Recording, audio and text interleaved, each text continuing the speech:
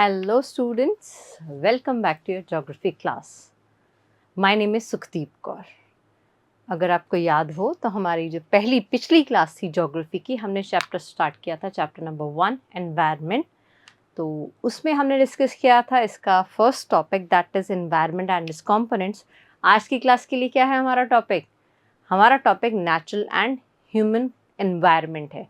पिछले चैप्टर में हमने कंपोनेंट्स पढ़े थे एनवायरनमेंट के, और वो तो सेम ही रहेंगे, नेचुरल एंड ह्यूमन, बट अब हम उनको डिटेल में पढ़ेंगे. एज इन नेचर में और कौन कौन सी चीज़ें हैं that is supporting life and that makes our environment.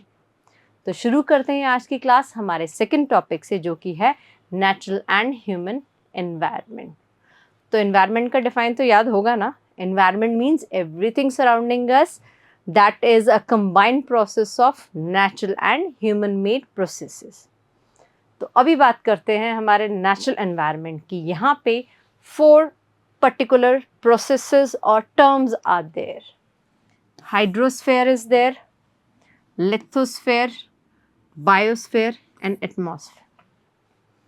अगर हम बात करें इंडिविजुअली इन सभी वर्ड्स की, so let me note it down from here.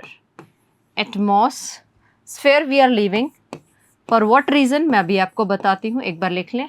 Hydro, then we have litho, then we have bio. As I have just left a word, I have not written sphere. मैंने sphere शब्द use नहीं किया है यहाँ writing में, because sphere means region, area. और यहाँ पे मैंने लिए हैं ये 4 terms.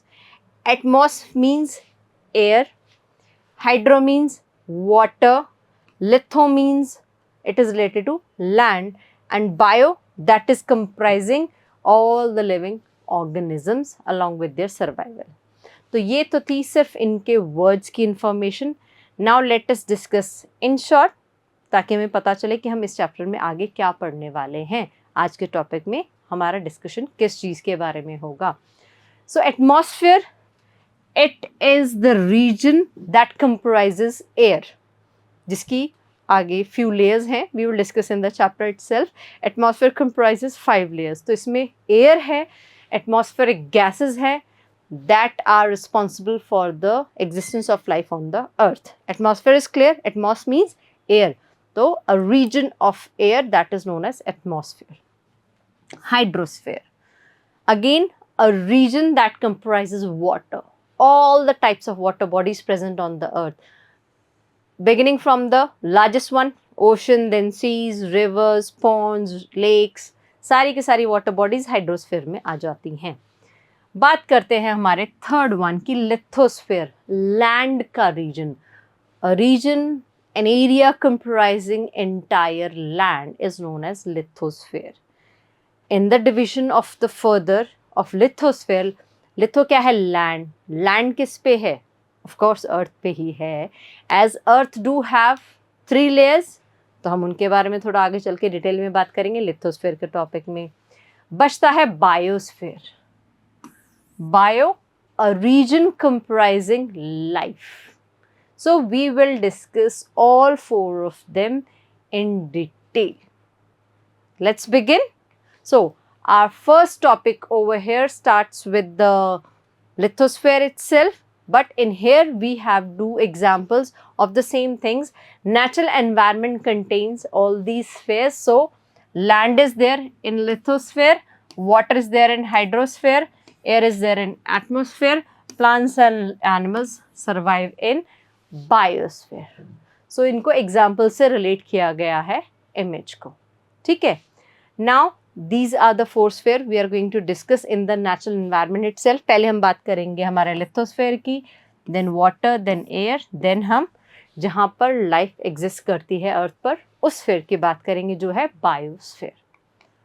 So what is lithosphere? Again litho means land, land that is present on the earth. हमें पता है कि अर्थ पे land and water basically 2 features हैं.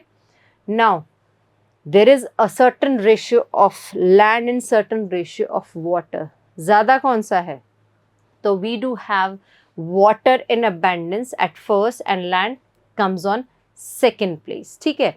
तब जो लैंड प्रेजेंट है that is on the earth itself. तो अर्थ की है 3 लेयर्स, यहाँ पे आप देख सकते हैं अर्थ की डिफरेंट लेयर्स हैं, बट पर्टिकुलरली अगर आप इसको देखें this is made up of rocks and minerals. तो हम basically we are going to talk about this sphere, इसको बोलते हैं क्रस्ट क्योंकि it is the outer most layer.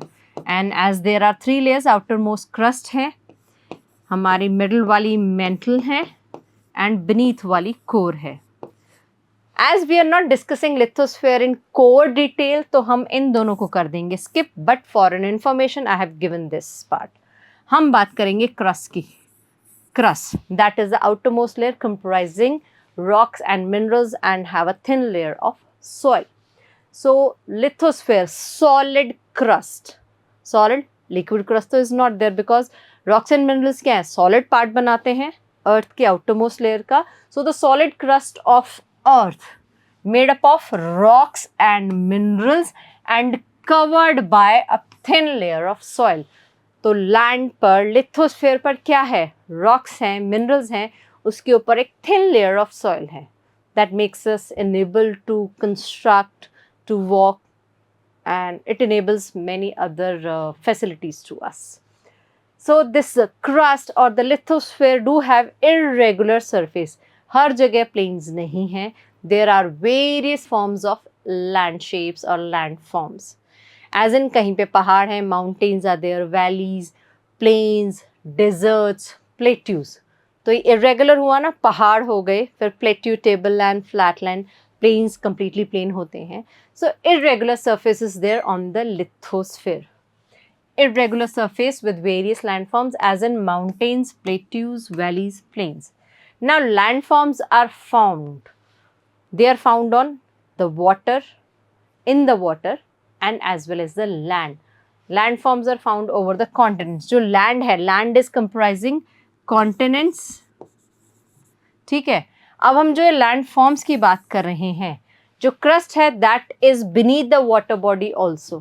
जो लार्जेस्ट वाटर बॉडी है हमारा ओशन फ्लोर, ओशन का भी फ्लोर है, ओशन का भी बॉटम है. तो जो क्रस्ट है ये पानी के बॉटम पे भी है. Crust is the outermost layer of the earth made up of rocks and minerals. So it is present on the uppermost side also of the earth, और ये पानी के बॉटम में भी है. It means water is not going inside to the inner most layer of the earth. वो crust पर ही stable है क्योंकि क्रस्ट पर पानी प्रेकुलेट नहीं हो रहा है अंदर, तो उसको क्या रोके हुए है, the bottom floor of the ocean, that is also crust.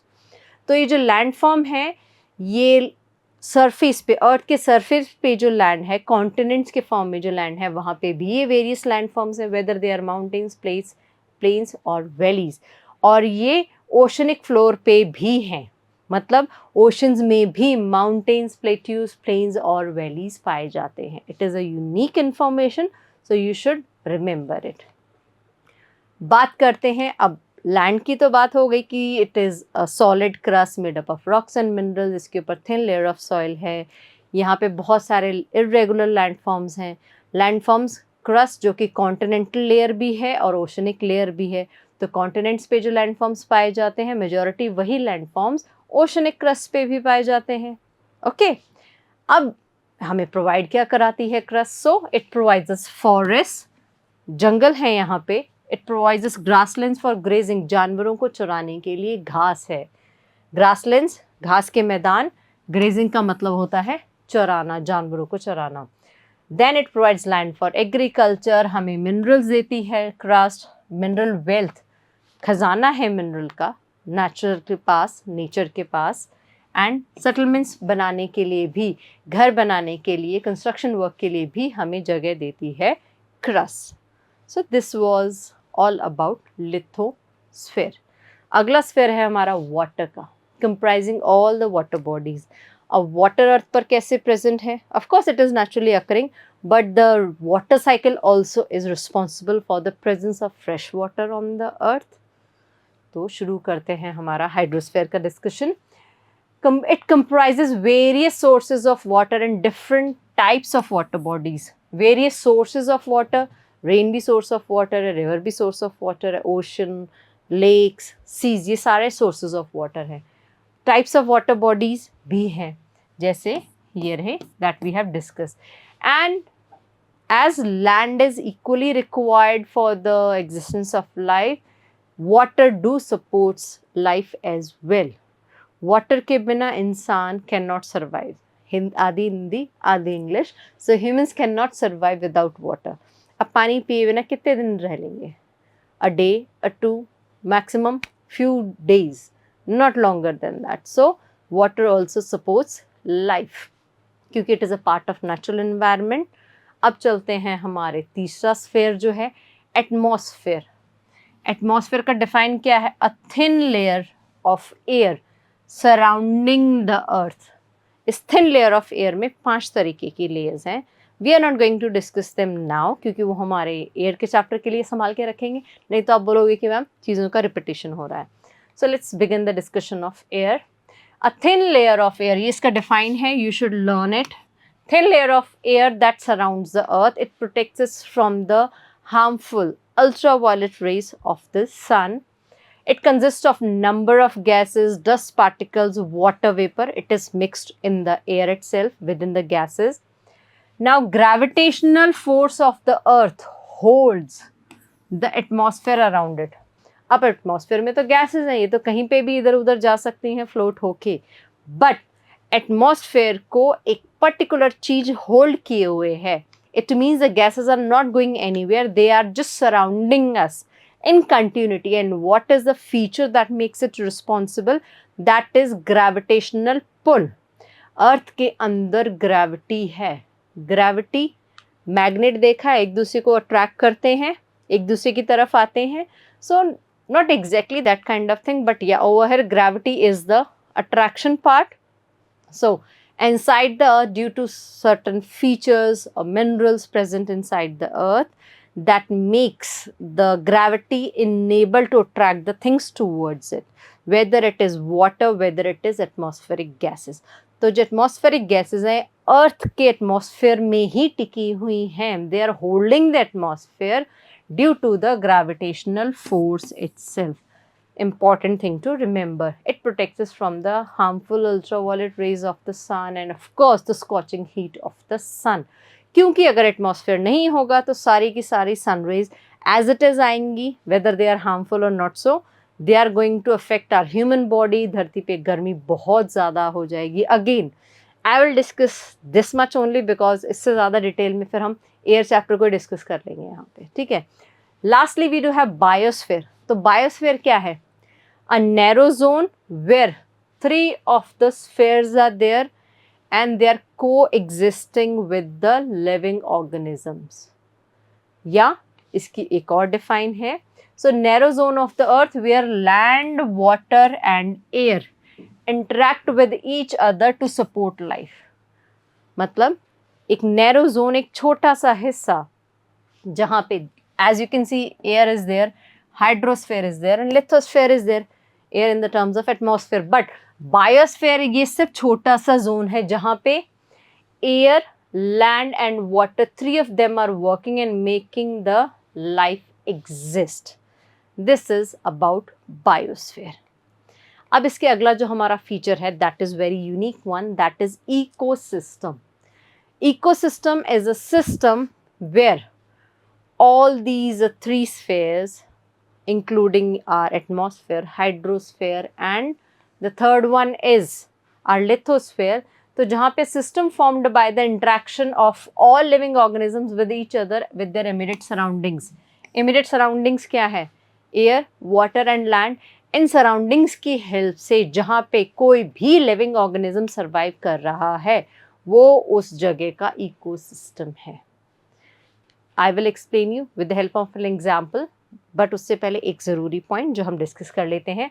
Now all these immediate surroundings as well as the living organisms are interacting with each other, and they are linked by how they are interacting with each other, by the transfer of energy and material.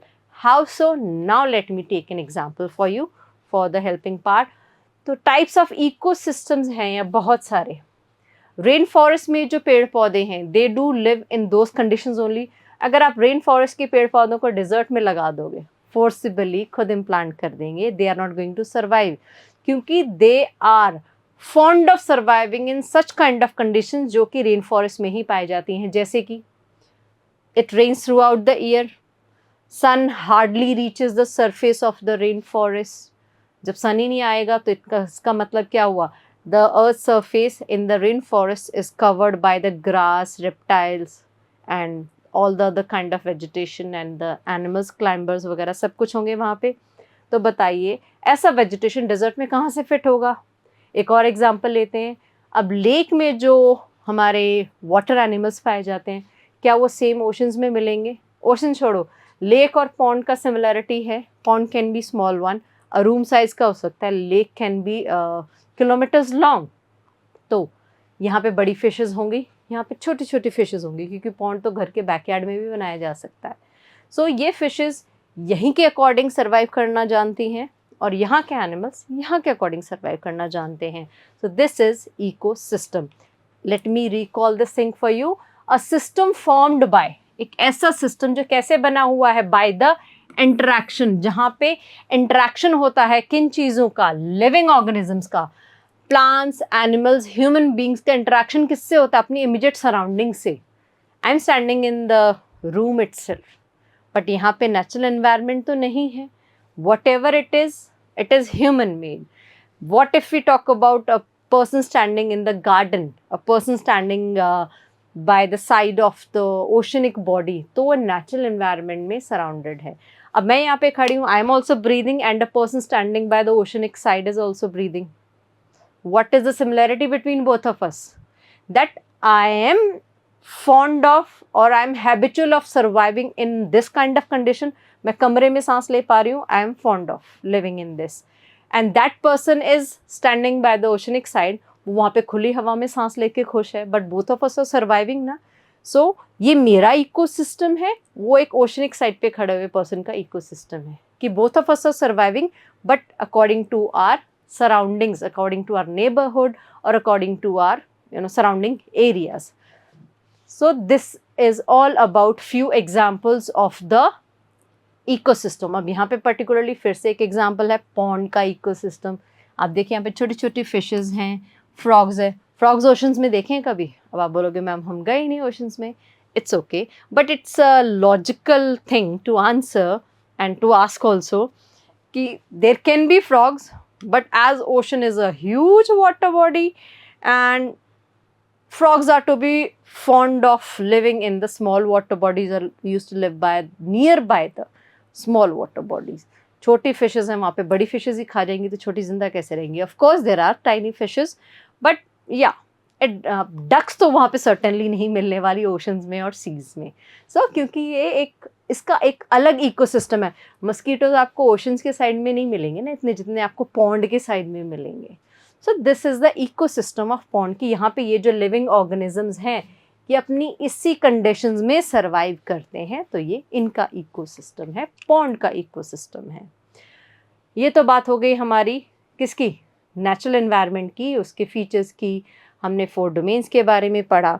अब ये 4 domains life को support कर रहे हैं, animal और किसकी बात की हमने, वेजिटेशन की बात तो कर लिया, रह क्या गया, थर्ड लिविंग ऑर्गेनिज्म जो है हम ह्यूमंस। तो बात करते हैं हम ह्यूमंस की, how have they survived since centuries in this environment.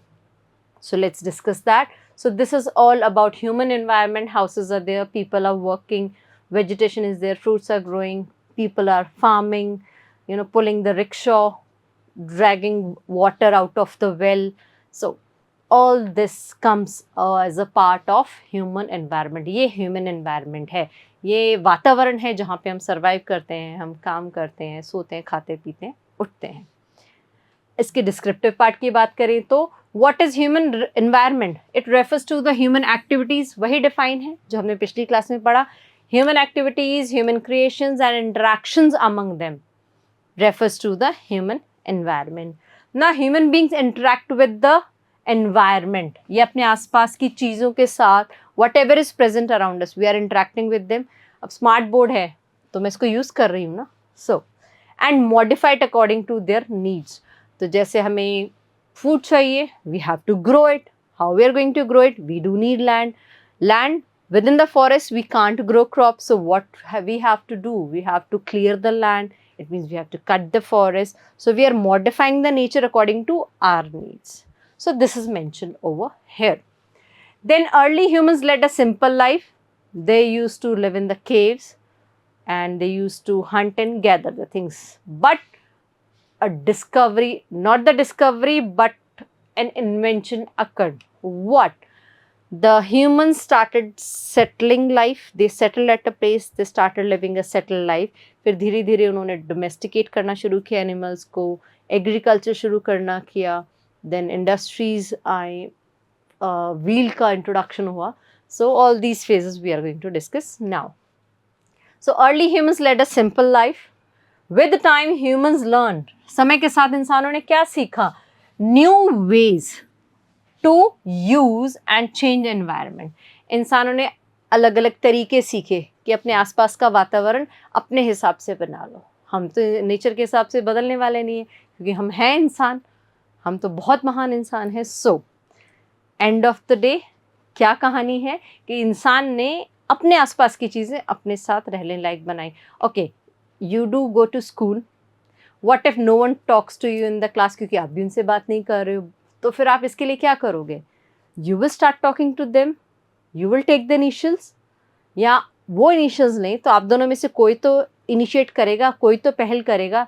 Then you will start talking, you will make good friends. So you are making the environment according to you. This same is mentioned over here. Now humans began to domesticate plants. उन्होंने पेड़ पौधे उगाना शुरू किया, animals को domesticate करना शुरू किया and started leading a settled life. आप देख सकते हैं घर बनाना शुरू किया, फिर उन्होंने ये पेड़ पौधे उगाने शुरू किए. नॉट एग्जैक्टली द पेड़ पौधे but the agriculture crops part. ठीक है, फिर उन्होंने क्या किया? जब उन्होंने एग्रीकल्चर शुरू किया तो they have grown in abundance, they have started growing crops in abundance. अब उनको इतना कैलकुलेशन नहीं था कि अच्छा भाई हमें 2 कटोरी चावल चाहिए तो इतना सा लैंड काफ़ी होगा. So what they did, they do grew, क्योंकि nature was providing abundance of land to them. तो उनके पास एक्स्ट्रा खाना, एक्स्ट्रा क्रॉप्स ग्रो होने लगी. So what have they started? अभी तक मनी तो था नहीं, money was not introduced by that time. So what they used to do with the surplus food, उन्होंने barter system introduce कर दिया. barter system मतलब exchange करना. likewise I have grown rice and you have grown wheat. आपने गेहूँ पैदा किया अपने खेत में, मैंने ग्रो किया राइस. अब मुझे wheat का ज़रूरत है, आपको rice का ज़रूरत है. so what we are going to do? we will exchange the exact quantity. likewise 2 sacks of rice I'm going to give it to you and in return you will give me 2 sacks of wheat. 2 बोरे भर के गेहूं के आपने दिए, in return मैंने भी आपको 2 दिए. तो ये हो गया हमारा बार्टर सिस्टम शुरू. फिर वहाँ से धीरे धीरे चेंजेस, नीड्स और बढ़ती गई इंसानों की, और धीरे धीरे बहुत सारी चीज़ें डिस्कवर होती गई. जैसे कि हमारा डिस्कवर हुआ व्हील. तो सबसे पहला जो व्हील था, I bet majority of you don't know, that was not of spherical shape. पहला जो व्हील इंसानों ने डिस्कवर किया था वो स्क्वायर शेप का था. ना यू मस्ट बी थिंकिंग कि हैं ये कैसे हुआ, चलाते कैसे थे? अरे भाई चला नहीं पा रहे थे, इसीलिए तो उसका स्फेरिकल शेप फिर इंट्रोड्यूस हुआ. Yes, you are getting it right. So invention of wheel developed transport system. तो इससे ये इस करंट वाले पे चले गए. ट्रांसपोर्ट सिस्टम धीरे धीरे डेवलप हुआ. पहले सिर्फ लैंड ट्रांसपोर्ट था, फिर वाटर डेवलप हुआ, एयर हो गया. अभी तो एयर में भी जेट की स्पीड से आप ट्रेवल कर सकते हैं. ठीक है, फिर इसके कुछ लास्ट के फीचर्स, इंडस्ट्रियल रेवोल्यूशन शुरू हुए, क्योंकि नीड्स बढ़ी, ज़रूरतें बढ़ी. हम सेटिस्फाई तो होते नहीं किसी चीज़ से, एक है तो हमें लगता है 4 चीज़ें और हों हमारे पास. So industrial revolution enabled large scale production, जो फिर वर्ल्ड ओवर इसका एक्सचेंज होने लगा. फिर मनी इंट्रोड्यूस हुआ, फिर बिजनेस डेवलप हुआ, ट्रेड डेवलप हुआ. और इन सबको 4 चांद पंख किसने लगाए? टेली कम्युनिकेशन या कम्युनिकेशन सिस्टम ने. So information and communication technology ने क्या किया? Made communication easier and speedy across the world. Right now I don't know in which part of India और where exactly you are sitting right now and watching my video. So this is information technology. So all these are the achievements of humans in the part of human environment. इतना detail तो बहुत है, human की life story हमने discuss कर ली, but in short. सो हमें एक harmonious living spend करना चाहिए। It means we should not harm the nature. That was the last statement of our last class itself, जहाँ पे मैंने क्या बताया था, that the climate is changing, the environment is changing, and the reason is we are modifying and destroying the nature without paying any heed to it. हमें protect करना तो दूर की बात है नेचर को, हम उसको हार्म कर रहे हैं, so we should not do it. हमें नेचर के साथ मिलजुल कर रहना चाहिए। Of course our needs are there, they have to be fulfilled.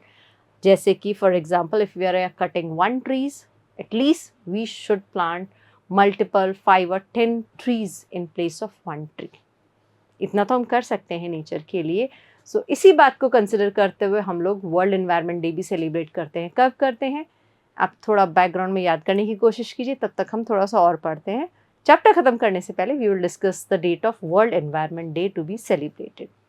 ना हार्मोनियस लिविंग के लिए हमें क्या करना चाहिए, एज इन जो चेंजेस आ रहे हैं, सीजनल चेंजेस आ रहे हैं, गर्मियों में सर्दी, सर्दियों में गर्मी, इफ़ नॉट दैट सो, इंसान क्या है सीजन्स के हिसाब से अपने लाइफस्टाइल में चेंजेस लाता है। We do drink cold milk in summers but we do drink hot milk in winters, so this is the change according to the season. So what we should do, we should maintain balance between the natural and human environment. कि human needs might can grow, but natural balance should be maintained equally. Humans must learn to live and use their environment in a harmonious way.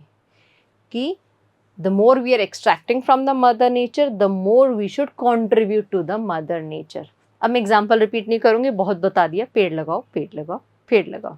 So as I was talking about, chapter खत्म होने से पहले I will reveal the date, might be you know it already.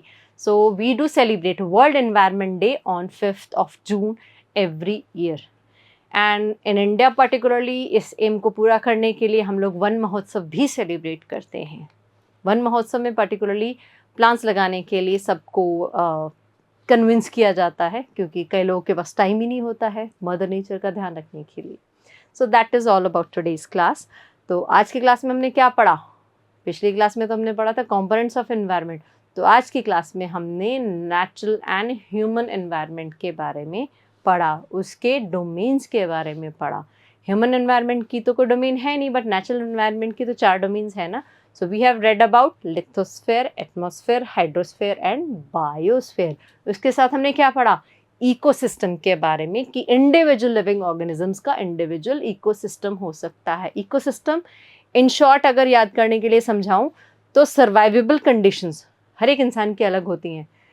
जैसे हम India में रह रहे हैं, हमारी कंडीशंस अलग हैं, नदर्न इंडिया में अलग है, सदर्न इंडिया में अलग है, रशिया में रह रहे लोगों की अलग है, अंटार्कटिका में रह रहे लोगों की अलग है। That calls for their lifestyle also. ठीक है, सो चैप्टर तो हो गया खत्म। Let's do a quick recall. तो हमारा फर्स्ट क्वेश्चन है स्क्रीन पर, what is the lithosphere? A thin layer of air surrounding us और द अर्थ। सेकेंड क्वेश्चन है, when is world environment day celebrated? अभी 1 मिनट पहले बताया।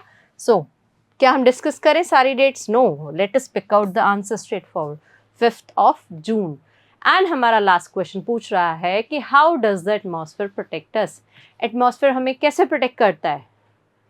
सन से। सन से कैसे? By protecting us from harmful rays and scorching heat of the sun. Hold hydrosphere को नहीं कर रहा है एटमॉस्फेयर, हमें मिनरल वेल्थ भी नहीं प्रोवाइड कर रहा है एटमॉस्फेयर, क्योंकि वो तो लिथोस्फेयर कर रहा है। Supporting life with land, water and air, no. So by protecting us from harmful rays and scorching heat of the sun. So I hope हमारी पिछली क्लास की तरह ये क्लास भी स्मूथली गई, आपको समझ में आया जो मैंने पढ़ाया।